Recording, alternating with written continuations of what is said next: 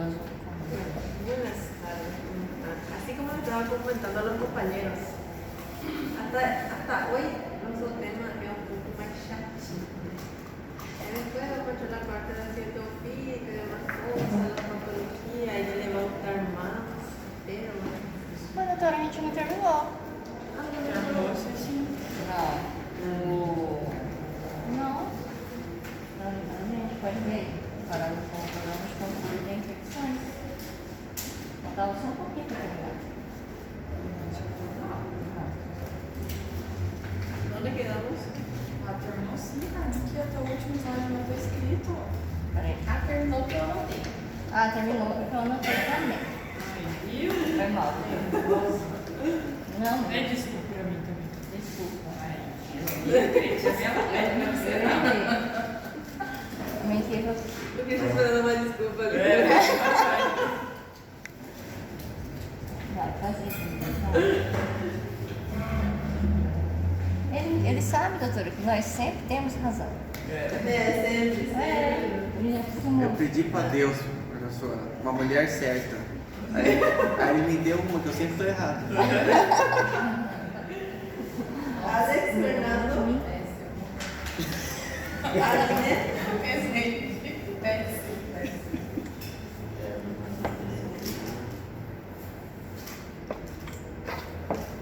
Amanda bem. Ana Paula. Não lembro. Andrica veio em outra aula de outra. A Ana Paula pediu para avisar que ela teve um imprevisto, por isso que ela não pôde vir hoje. Ah, bom. Andrica. Anita Mary. Bruna, não. Carmen. Presente. César Júnior. O César tá, foi do banheiro. Christian. Presente. Evangelina. Presente. Giovanni. Presente. Ilana. Joyce. Cássia. Luciana. Presente. Luiz Felipe. Monique. Presente. Núbia. Silvia. Verônica. Vitor Hugo. Vitória Lutosa. Presente. Ícaro. Ele pediu pra avisar que vai resolver um problema. E todo mundo quis resolver o problema com ele. Eu também quis ir.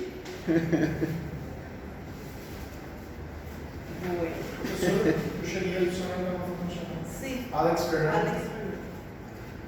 Gracias. Bueno, entonces el día de hoy vamos a estar hablando de lo que sería las infecciones por catéter.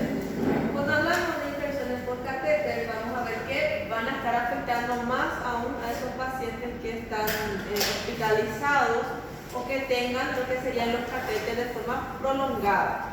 Vemos que uno de los factores de riesgo para que estos catéteres desarrollen infecciones entonces va a ser el prolongamiento del uso, la manera de cómo se va a estar manejando, cómo se va a estar colocando, el tiempo de colocación, todo eso va a llevar a que el paciente empiece a desarrollar infección en la zona de insertación del catéter. Antiguamente se veía que las infecciones por catéter solamente se producían porque el paciente tenía una infección en la piel y justamente ahí cerca se colocaba el catéter. Pero después empezaron a aparecer lo que serían las contaminaciones de los catéteres, la contaminación de las agujas. Entonces eso también después se vio que producía las infecciones por catéter. Y siempre se tenía en cuenta que era imposible que el paciente desarrolle infección de catéter por suero o por infusiones, pero luego, a unas décadas atrás, hubo un surto en un hospital donde todos los pacientes que estaban siendo tratados con un tipo de infusión empezaban a desarrollar las infecciones en la parte de los catéteres. Entonces desde ahí se clasificó que las infecciones por catéter pueden ser causadas causado por 3 mecanismos, digamos así. A través de las infecciones de la piel del paciente, a través de las infecciones de los catéteres en sí y a través de la contaminación del líquido de infusión. Vemos que estar hablando un poco de la definición, la clasificación, del método diagnóstico de las infecciones causadas por catéter y también los factores que van a estar, tenemos un cuadro comparativo que me va a estar ayudando a identificar si es que el cuadro es una bacteremia asociada a una infección por catéter o si ese cuadro de bacteremia está siendo causado por síndromes sépticos. Vemos que vamos a estar viendo también cuáles van a ser los métodos de prevención, cuáles son las complicaciones también que el paciente puede estar llegando a desarrollar en los cuadros de infecciones por catéter. Entonces, cuando hablamos de infecciones por catéteres, van a ser las infecciones causadas por pacientes que tengan lo que serían los catéteres. Puede ser los catéteres centrales y puede ser los catéteres también periféricos. No es que solamente uno puede estar dando origen a las infecciones, pero como sabemos, el más letal, el más severo de ellos van a ser las infecciones por catéteres centrales, porque vamos a ver que esos catéteres ya van directamente a la aorta o van a estar siendo colocados de forma directa en la vasculatura o en los vasos sanguíneos más grandes. Si está en el vaso sanguíneo más grande, entonces va a poder espallarse más rápido a toda la parte del organismo del paciente. Y si yo ya estoy llevando esa infección en la parte de los grandes vasos, entonces va a estar llegando más rápido a la parte cardíaca. Y la parte cardíaca, vemos que una de las complicaciones de esas infecciones puede ser una endocarditis, que va a ser muy fatal, muy drástico para el paciente, porque el cuadro no es que, bueno, te voy a dar tantos días de antibiótico y ya está, sino que el paciente puede empezar a desarrollar complicaciones, más todavía si el paciente empieza a desarrollar lo que sería alteraciones o complicaciones, afectaciones en la parte de las válvulas cardíacas. Vemos que entonces esas infecciones pueden estar dadas por los catéteres centrales, periféricos, y dentro de ellos tenemos también lo que se llama de catéteres que van a ser centrales no tunelizados, y los que van a estar presentando, veremos también lo que serían con punta de Creutzfeldt y también los catéteres venosos centrales insertados periféricamente. En los casos acá podemos ver, es un catéter central que está insertado en la parte periférica, por eso se llama de esa manera, porque su inserción va a ser en la parte externa del organismo, donde yo voy a estar manipulando para estar pasando algún tipo de medicamento, algún tipo de solución en la parte central de la vía de ese paciente. Vemos que también tenemos los dispositivos de accesorio intravascular que van a estar siendo implantados, que van a estar siendo llamados de puertos. Cuando más tiempo se prolongue la utilización de esos catéteres, si el área está contaminado y si no se maneja, no se está realizando una buena manipulación de esa zona, no se limpia correctamente, entonces todos esos van a estar desarrollando las infecciones por catéteres. Tenemos también los catéteres, la arteria pulmonar, las vías arteriales, todo eso puede dar origen a lo que sería a las infecciones por catéter.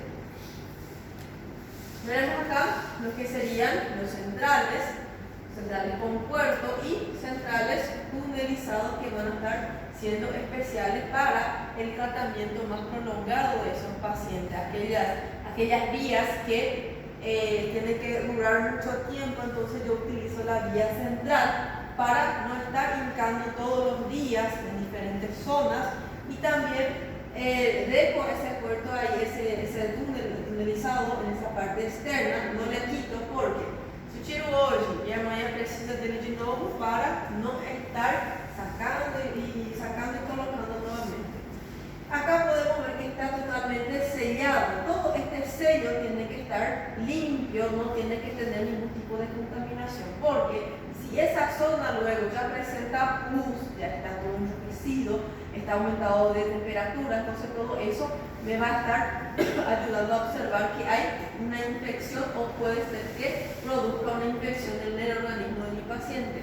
Esto sería en la parte, la periférica, la vía periférica, donde vemos también que está totalmente sellado. Eso me sirve especialmente para evitar que se mueva esa zona y también evita que cualquier tipo de suciedad o cualquier tipo de sustancia esté ensuciando en esa parte de puerta de entrada. En estos casos podemos ver que esta vía, digamos así, ya es un crónico, ya se utilizó por mucho tiempo porque ya está más grande, más grande, podemos ver que las paredes están más gruesas, todo eso me está señalando que ya hace mucho tiempo que está esa vía en ese paciente. Entonces, en estos casos, se tiene que estar evitando la acumulación de suciedad en esta zona, porque si se acumula suciedad, si entra en el organismo, entonces puede estar produciendo una septicemia, una bacteria en el paciente y el paciente puede llegar a vomitar por eso. Entonces, vemos que cada día que pasa nos está preocupando más los casos de infecciones por catéter, porque vemos que aumentó drásticamente.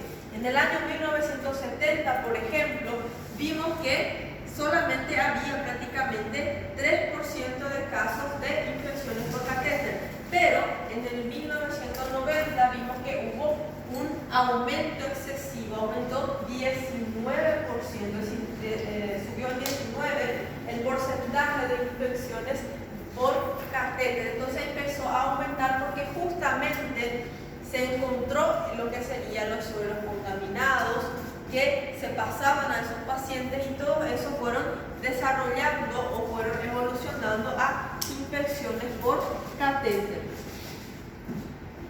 Dentro de esas complicaciones, entonces, podemos ver que esa infección por catéter puede estar provocando, digamos así, lo que sería infecciones locales y sistémicas. Cuando hablamos de locales es en el local de la inserción de lo que sería ese catéter. Entonces, ese local va a estar enrojecido, muchas veces presenta equimos y está con hematomas. Algunas veces podemos ver que no está pasando correctamente lo que es el suero y podemos ver también que el área está muy caliente. Todo eso me está indicando que hay una infección en esa zona. Y en otros casos, las infecciones pueden ser sistémicas, cuando esa infección, cuando ese microorganismo ya viajó para el torrente sanguíneo del paciente y ya empezó a provocar infecciones en otros lugares, digamos así, de la parte del organismo del paciente. A causa de esas infecciones por catéter, el paciente puede desarrollar una celulitis localizada, un enrojecimiento de esa zona, una zona infectada, inflamada, que va a estar presentando aumento de la temperatura, dolor, calor, rubor. Rubor va a ser el enrojecimiento característico.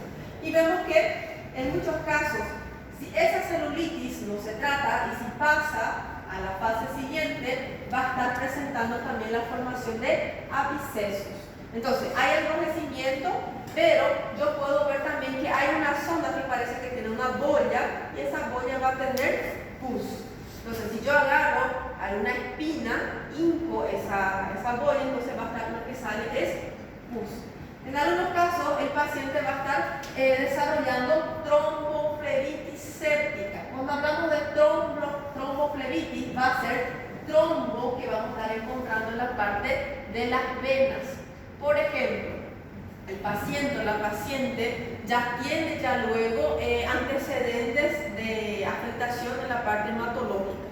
Coagula rápido la sangre, tiene varices, entonces todo eso va a estar ayudando a que ese paciente presente lo que es el trombo. ¿Y qué va a hacer el trombo? El trombo va a estar entupiendo lo que es esa arteria, esa vena, y va a hacer con que si entupe la vena, si entupe la arteria, entonces no va a poder pasar bien lo que es la irrigación, no pasa bien la sangre, entonces el paciente empieza a presentar, no sé si ya vieron alguna vez los pacientes que tienen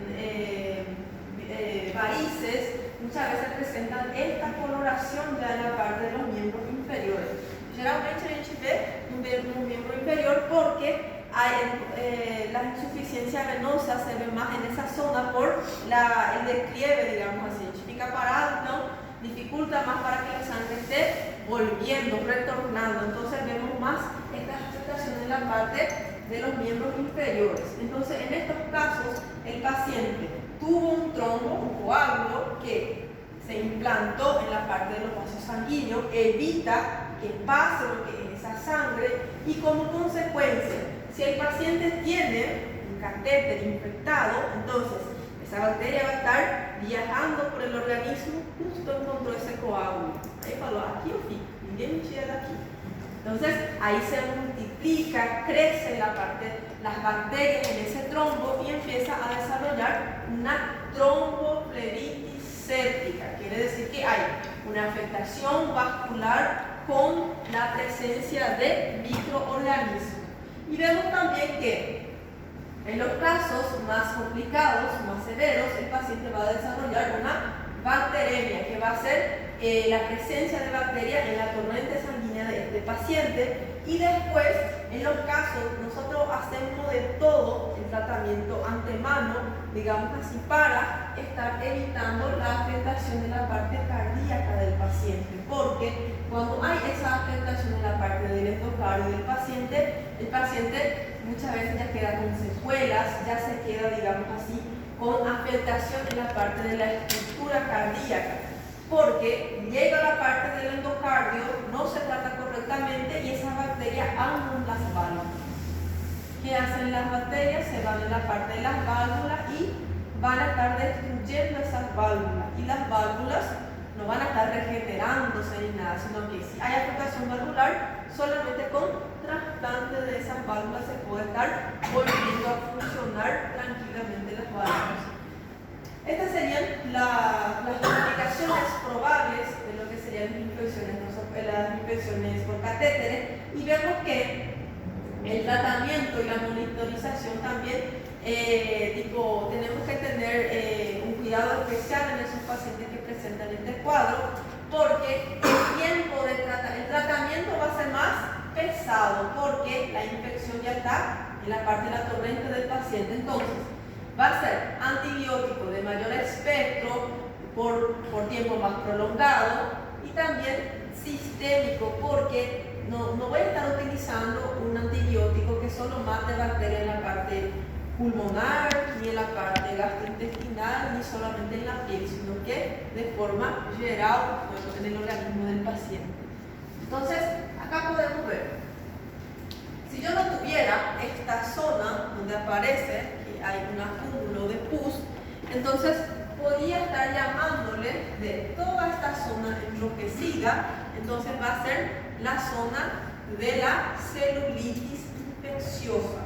Porque cuando yo empecé la facultad, yo me acuerdo que el profesor decía celulitis, ahí yo pensaba celulitis, yo llevaba esa en cuenta. Después fue que cuando estudié, fui y me guié, ahí recién, porque me acuerdo que los doctores antiguamente solo decía y a veces no explicaba así parte por parte, por eso siempre les muestro, coloco así para que no tengan duda. Entonces, todo ese enrojecimiento va a ser causado por la presencia, digamos así, de bacterias. Es una zona infecciosa, la parte blanca del organismo está siendo acometida.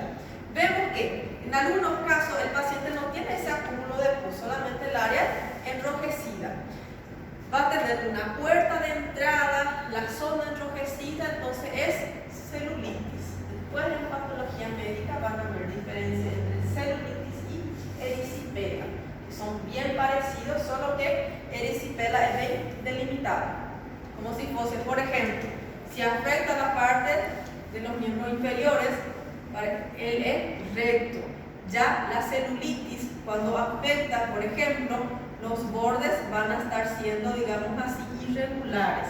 Otra cosa, la celulitis tiene que tener puerta de entrada y la erisipela a veces no tiene puerta de entrada. Esas son también una de las características, pero acá vemos que hay una celulitis infecciosa con presencia de ampollas que contienen pus. Entonces, el paciente presenta una zona enrojecida, un cuadro de celulitis infecciosa con presencia de pus acumulado.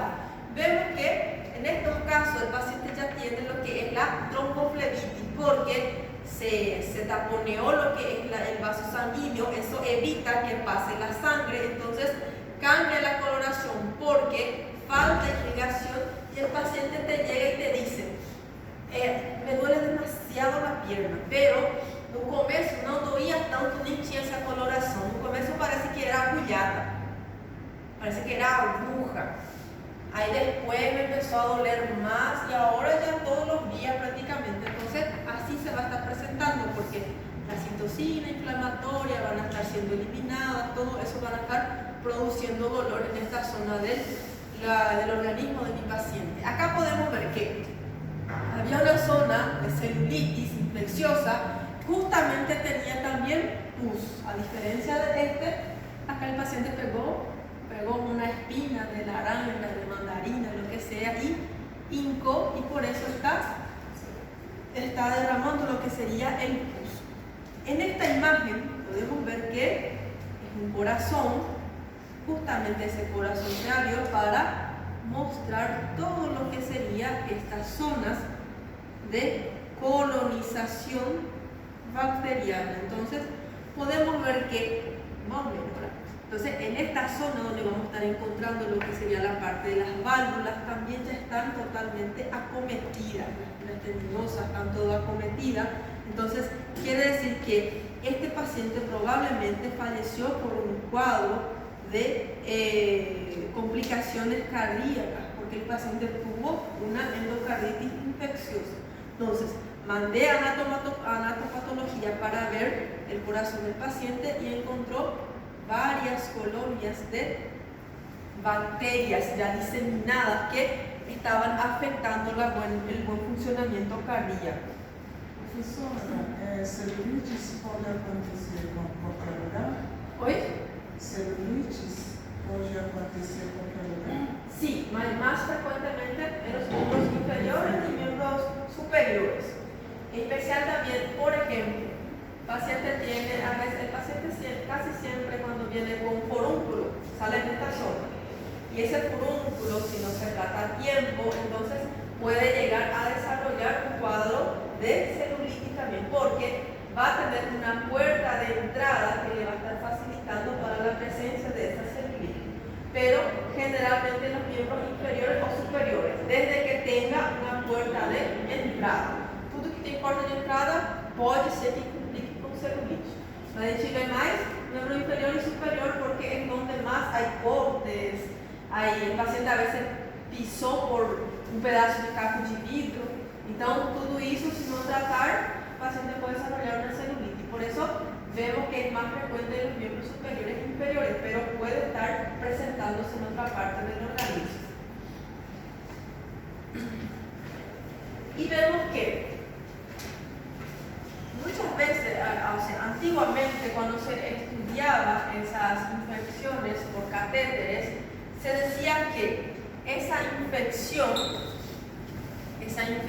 solo va a estar pasando cuando hay ruptura en la piel. Antiguamente, por eso es que siempre se estudió bastante, hasta ahora se sigue estudiando la parte de medicina para estar cambiando algunas definiciones. Se decía que la infección solamente iba a aparecer cuando hubiera, por ejemplo, un corte en la piel iba a estar siendo la puerta de entrada. Pero después, con la aparición, por ejemplo, de las infecciones por catéteres, se vio que solamente con esa agullada, digamos así, puede ser la puerta de entrada para la presencia de infecciones. Puede ser que esa aguja que utilizamos para la vía esté contaminada, tenga microorganismos y ya va a estar pasando la infección para la torrente sanguínea. Entonces, vemos que muchos de los casos, entonces, antiguamente se decía, como les dije, que tenía que romperse sí o sí, tenía que abrirse, pero se pudo estudiar que podía entrar a través de esa luz del calibre, de esas hojas que se utilizan, y también se fueron viendo que a través de las infusiones y también de la piel del paciente podía ser los causantes de esa infección por catéter. Y vemos que en todas esas porciones, si es que existe la presencia de microorganismos, entonces todo esto va a estar ayudando para que aparezca la infección. Así que se lo haya bien.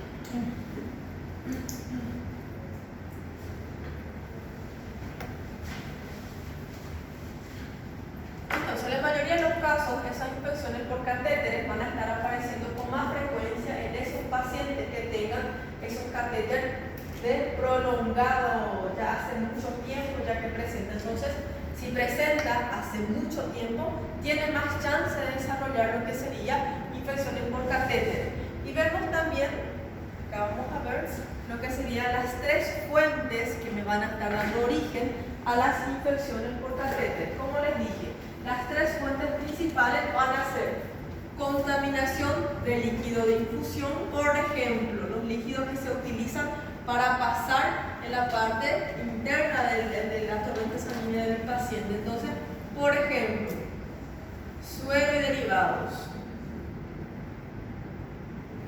son los causantes.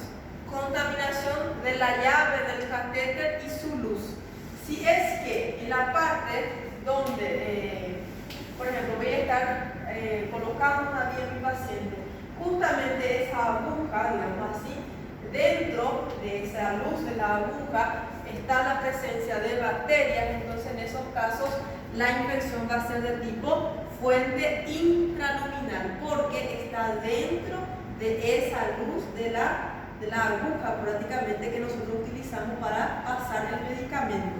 Y después, contaminación de la piel del paciente, que va a ser la fuente extraluminal y también llamada de que es un punto donde se coloca lo que es la vía. Entonces, si el paciente ya tiene luego una infección, si tiene una úlcera en la zona donde yo voy a colocar mi vía, entonces yo tengo que ver otras opciones, otro lugar para colocar la vía, porque si ya tengo una úlcera, si ya tiene una infección, entonces a partir de esa colocación de vía, yo voy a estar llevando directamente ese microorganismo dentro del organismo de mi paciente. Por ejemplo, si encuentro este tipo de lesiones micóticas, entonces yo no coloco ahí cerca, no coloco dentro de él lo que sería una vía, porque prácticamente yo en esos casos voy a querer que muera luego el paciente, porque ya se va a elevar una infección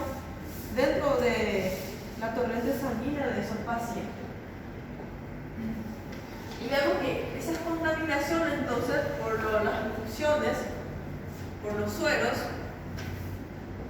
vemos que esto había una de las causas principales de las epidemias bacterémicas de tipo epidémica, que van a estar siendo asociados por los dispositivos intravenosos. Vemos que, como les dije, hubo una década pasada donde hubo un surto muy grande de esas infecciones por catéteres causados por contaminación de esos líquidos. Desde ahí se estudió con mayor detalle, porque antes se decía que no, el suero o la infusión es totalmente estéril, no tiene cómo sobrevivir o no tiene cómo tener la presencia de una bacteria dentro de él.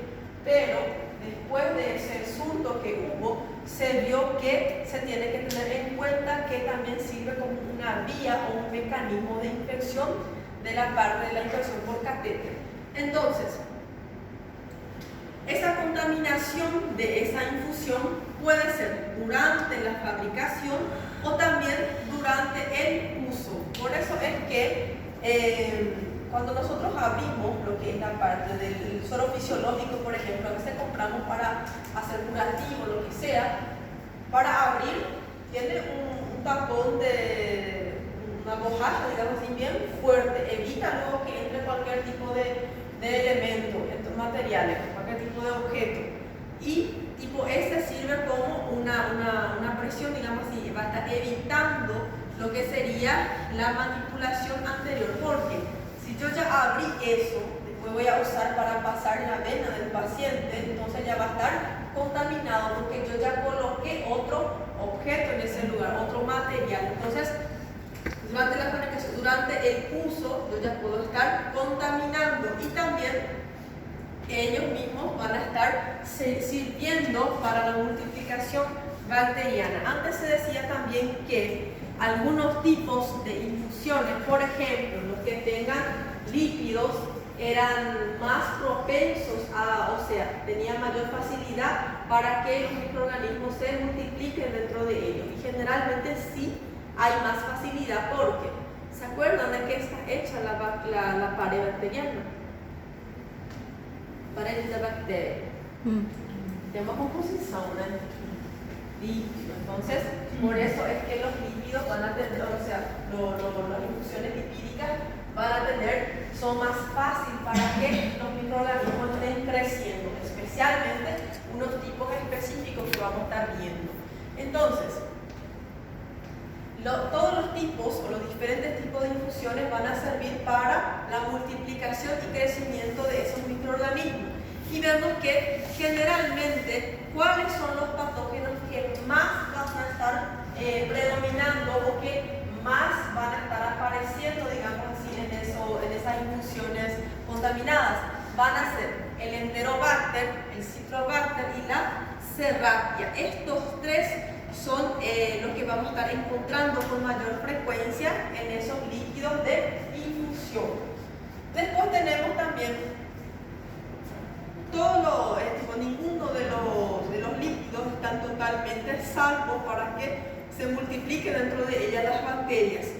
Vemos que todos están con un riesgo para estar desarrollando un cuadro de infección.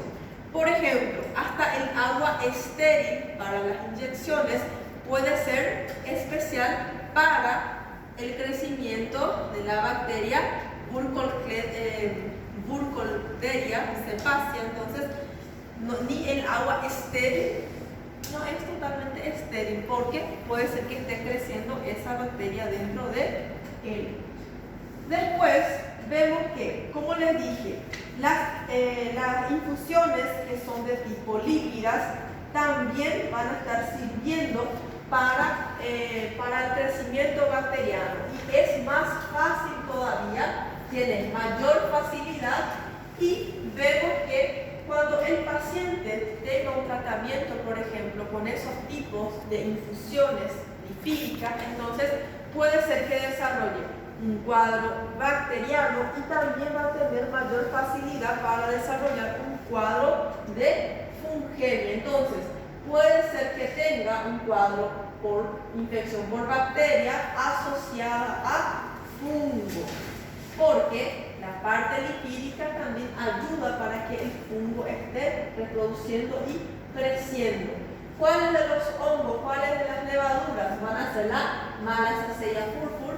Y vemos que dónde va a estar o cuáles son los lugares que tienen mayor riesgo para estar creciendo estas bacterias o produciéndose esas infecciones, van a ser especialmente en la unidad de cuidados intensivos neonatal. En esos locales, como se usan más esas infusiones lipídicas, entonces los cuadros de infecciones van a ser más frecuentes en este tipo de infecciones especialmente. Y vemos el menor número en los pacientes adultos. También porque los pacientes neonatales van a tener una inmunidad todavía no totalmente madura. Entonces, cualquier tipo de infección dentro de la parte del TI neonatal es prácticamente de mucho pesar, puede ser muy grave. Vemos que dependiendo del tipo de infusión, si esa infusión tiene lo que sería, si no tienen lo que sería, por ejemplo, los líquidos isotónicos, que no, o sea, los líquidos que no son isotónicos, que no tienen un pH fisiológico o que tengan partículas que puedan estar afectando la parte del endotelio vascular, entonces todos ellos pueden estar, si dañan la parte de la ínfima vascular, entonces puede estar ayudando a que aparezcan los trombos, porque pueden ver que cuando hay una lesión en la pared vascular o en la pared de los vasos sanguíneos, entonces esa zona donde recibió lo que es la lesión, entonces va a quedar expuesta. Vienen las plaquetas, vienen todas las partículas para cerrar todo eso.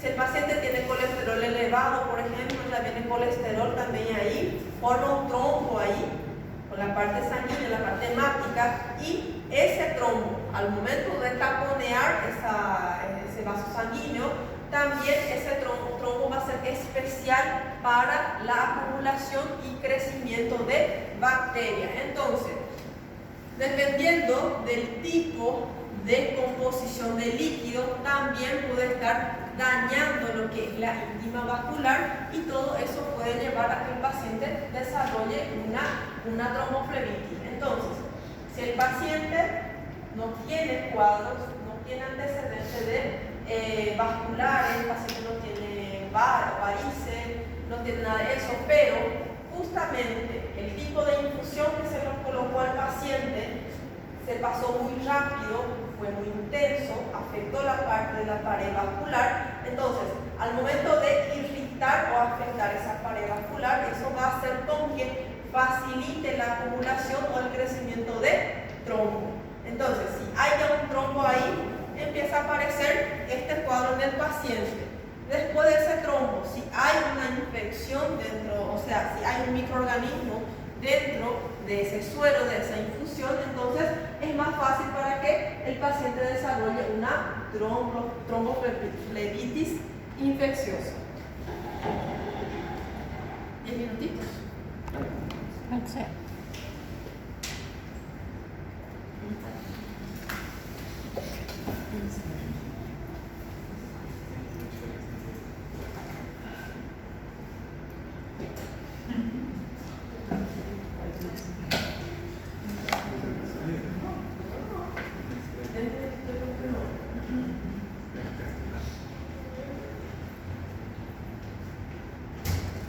Sí, vamos, es que